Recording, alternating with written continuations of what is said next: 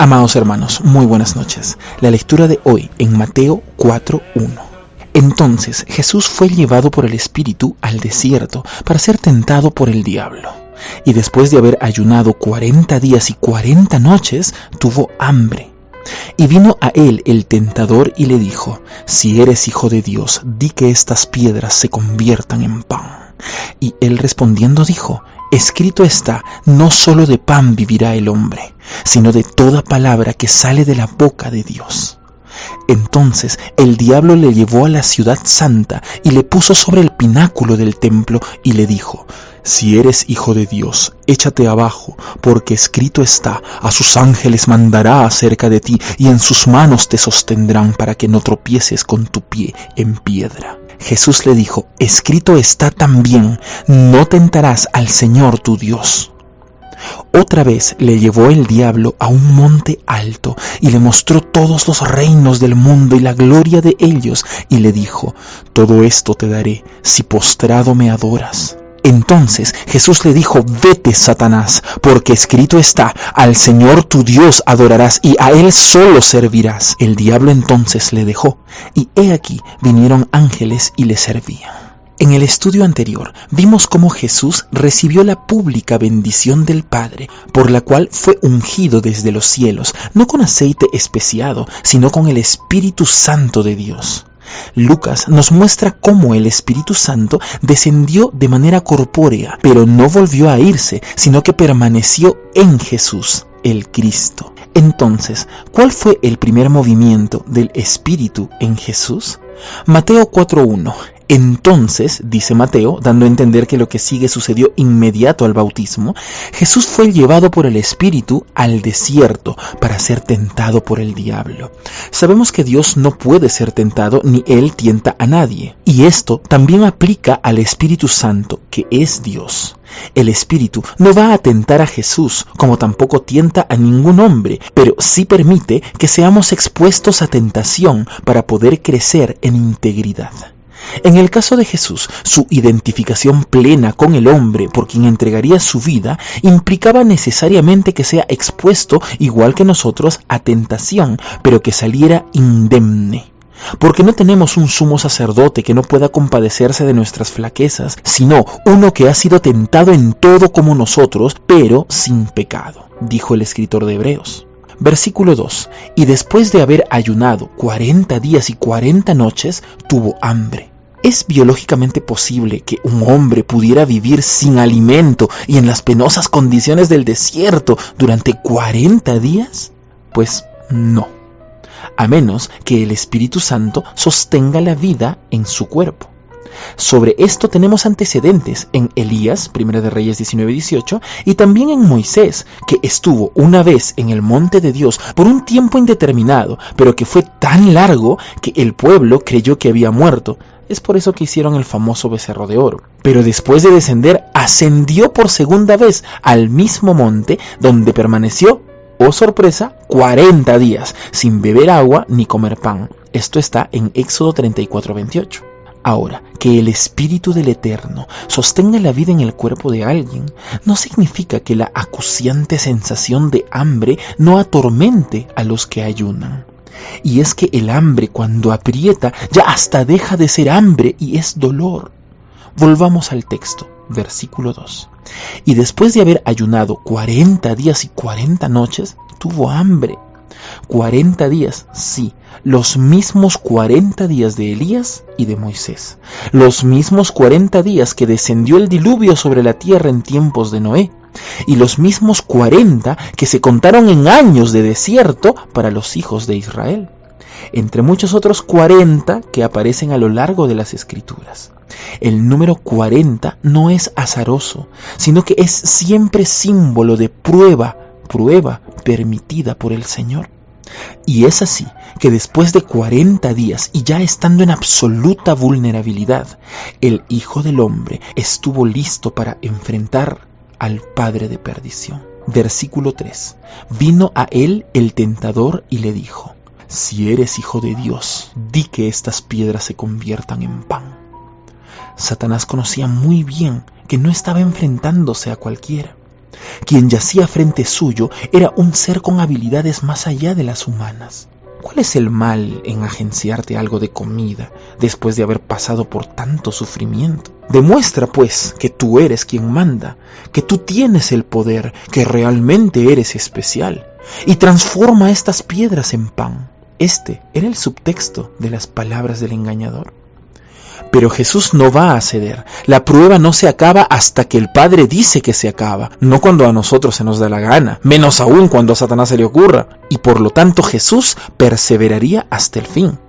Ahora les lanzo una pregunta. ¿Pudo o no pudo Jesús reprender al demonio en este instante y expulsarlo lejísimos para que no le vuelva a molestar? Claro que pudo. Entonces, ¿por qué no lo hizo? Jesús no estaba en el desierto de vacaciones. Él estaba ahí para enfrentarlo todo, incluyendo enfrentarse al príncipe de los demonios.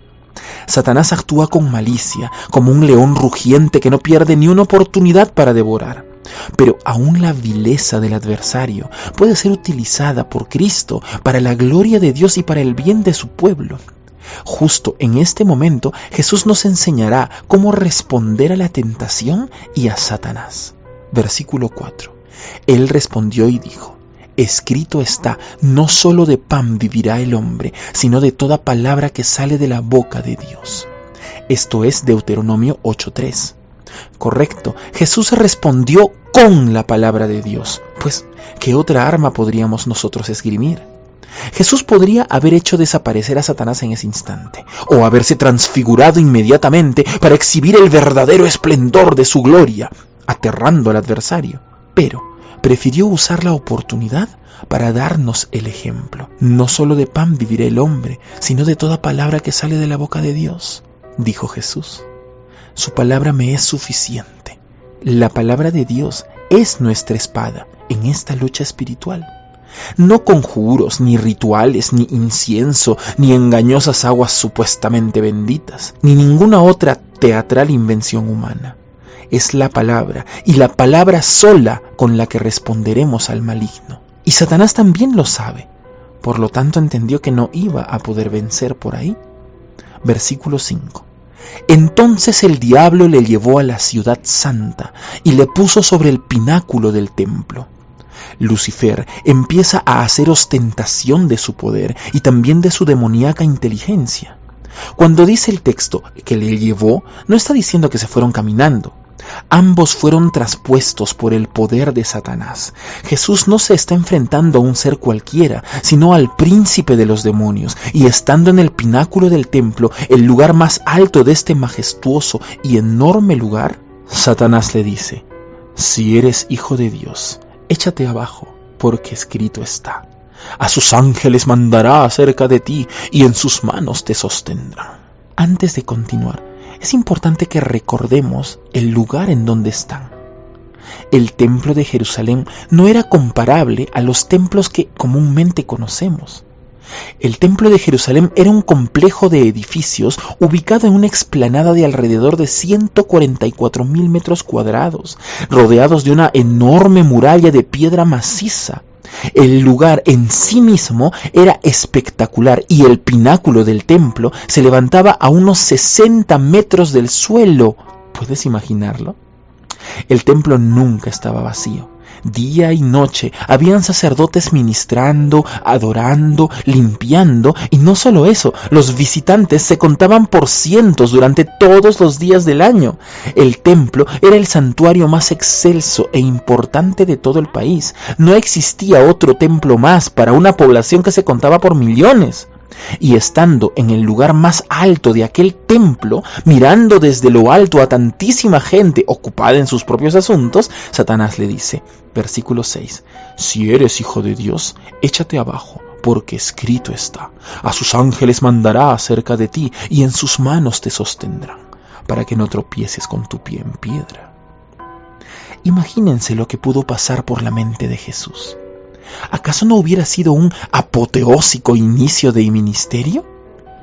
¿Un hombre descendiendo desde lo alto en el templo siendo asistido por ángeles? ¿Acaso esto no hubiese acelerado su fama entre la gente a la que quería alcanzar? Pero este era el plan de Satanás, no el plan de Dios. Y las cosas se harían como el Padre había determinado. Por lo tanto, el Hijo no cederá. Ahora, también es importante notar que Lucifer está haciendo gala de conocimiento bíblico.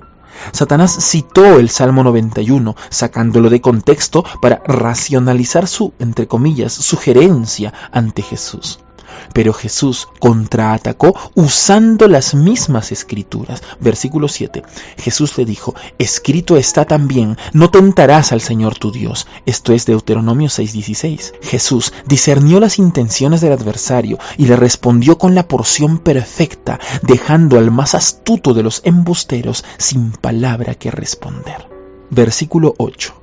Otra vez le llevó el diablo a un monte muy alto y le mostró todos los reinos del mundo y la gloria de ellos. Entonces le dijo: todo esto te daré si postrado me adoras. Se le acababan las cartas a Satanás y ahora ofrecía lo máximo que tenía: el poder sobre los reinos de la humanidad.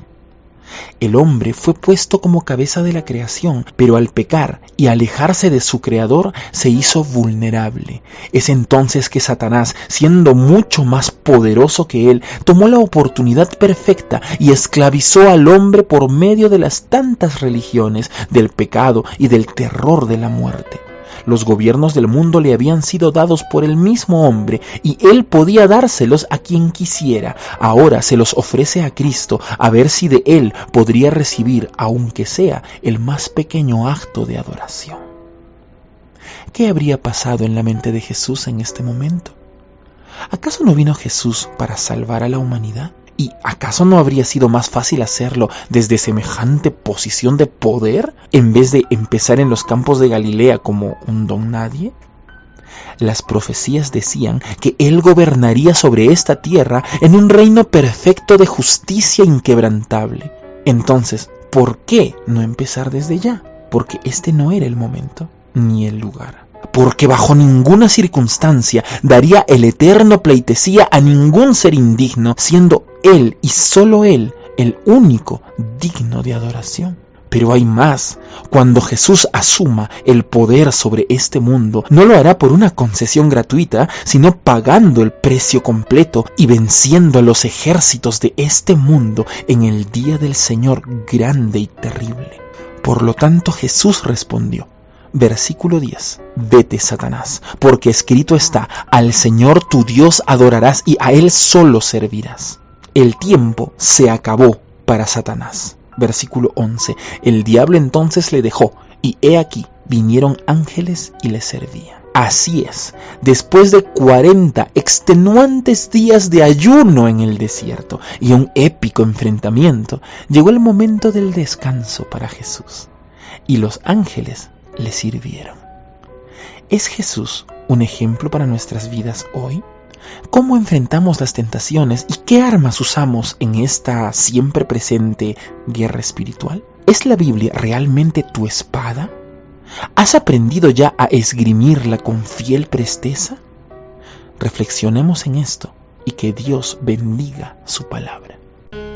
Si gustas de los mensajes de la palabra de Dios, es hora que nos ayudes a compartirlos para poder llegar a más hogares. Y no te olvides que todos los días estamos haciendo devocionales, un tiempo especial para pasar con Dios. Suscríbete, comenta y comparte todos los días.